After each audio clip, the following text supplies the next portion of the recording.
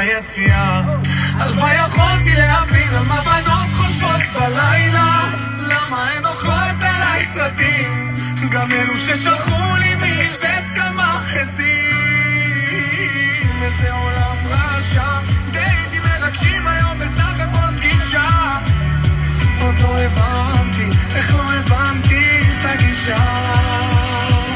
מתרסק על המיטה ואז עולות השאלות, כי זה עוד לילה שאני חושב על מה בנות חושבות, ואם אני מופיע בשיחות האחרונות אצלך, ואת כבר בטח במיטה שלך מפוצצת הודעות מכאלה שקוראים לך בלילות המחשבות.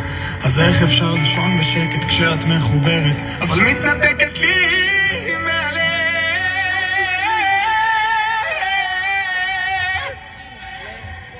על מה בנות חושבות בלילה, למה הן אוכלות עליי סרטים, גם אלו ששלחו לי מלמעלה, מישהו פספס כמה חצים, כמה חצים. זה עולם רשע, דייטים מרגשים היום בסך הכל פגישה. עוד לא הבנתי, איך לא הבנתי את הגישה. מעולה. אני רוצה טאצ'אפ קטן חברים, זה היה מעולה.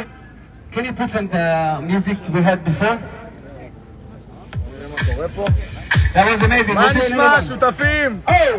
איך אתם? טוב, זה פעם ראשונה בלייב, אני טיפה מתרגש, מודה לחיים, לכולם. לחיים!